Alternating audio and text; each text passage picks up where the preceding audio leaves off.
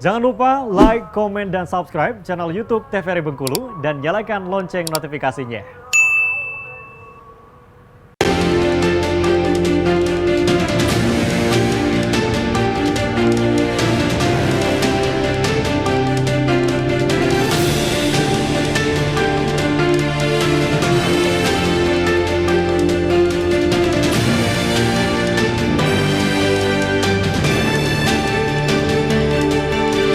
Terima kasih pemirsa TVRI Bengkulu, Anda kembali menyaksikan Berendo bersama saya Afriko Zuhri. Bicara terkait dengan informasi hoaks yang menyebar saat ini. Nah, sebetulnya strategi apa sih sebetulnya kita sebagai masyarakat ya? Kalau tadi mungkin ada dari Mavindo, dari AMSI juga, ini kita sebagai masyarakat untuk bisa menangkal informasi hoaks itu seperti apa? Mungkin dari Bang Alvin sendiri. Sebagai masyarakat untuk menangkalnya ya? Balik lagi ya, kita harus mengenali karakter hoax itu seperti apa, jenis-jenisnya seperti apa, nanti kan dari kategori-kategorinya seperti apa gitu kan.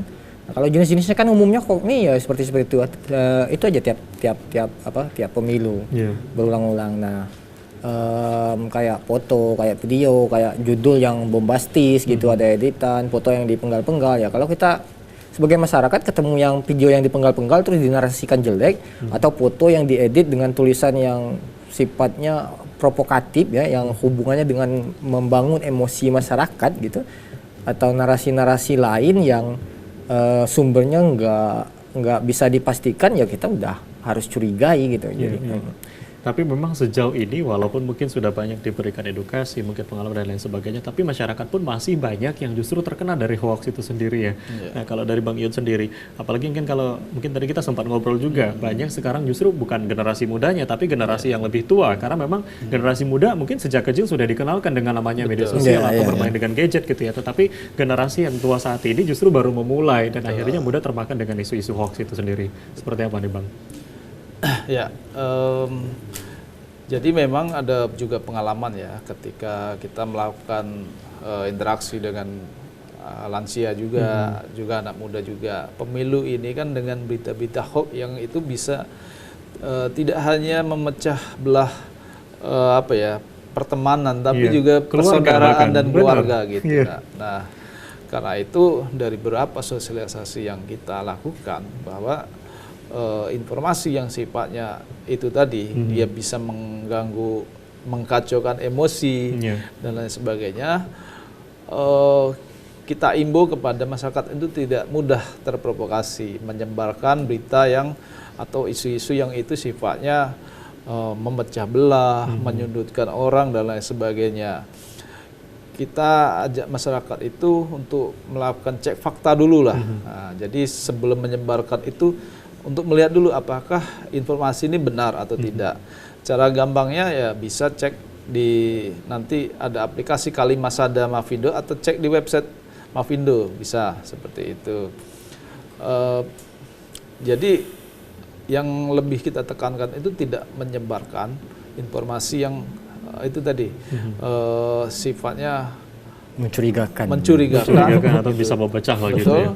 Tapi lebih pada meng-cross check dulu, memastikan kebenaran terlebih dahulu itu. Iya benar. Jadi kalau kita melihat banyak sekali, mungkin tadi disampaikan kayak generasi tua ya memang baru aktif-aktifnya gitu di media sosial, Facebook, Instagram dan lain sebagainya. Kadang mungkin kayak pengalaman pribadi di grup WhatsApp gitu ya. Jadi banyak keluarga yang menyebarkan informasi yang mungkin kalau generasi kita saat ini mungkin sudah tahu gitu, tapi mereka justru masih menyebarkan informasi-informasi itu.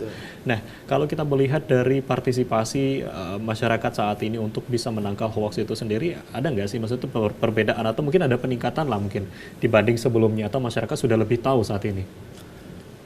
Kalau sepertinya kalau untuk tahun ini ya masih sama ya. Jadi kalau kita bilang masyarakat sudah lebih banyak tahu, tapi faktanya kan juga masih ada juga yang begitu. Dan faktanya masih ada juga oknum yang kemudian memanfaatkan, membuat grup-grup, dikumpulkan semua itu sehingga grup itu mencapai ratusan peserta, dan kemudian nanti dimasukkan informasi-informasi atau disinformasi itu. Nah, banyak juga yang ternyata masih terpancing gitu ya.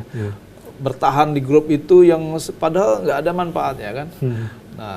Nah ini yang tentu sosialisasi dan juga peran serta masyarakat yang sudah menyadari ini sangat diperlukan sehingga tidak apa ya, tidak tambah melebar lah seperti tidak itu. semakin menyebar lah informasi-informasi itu.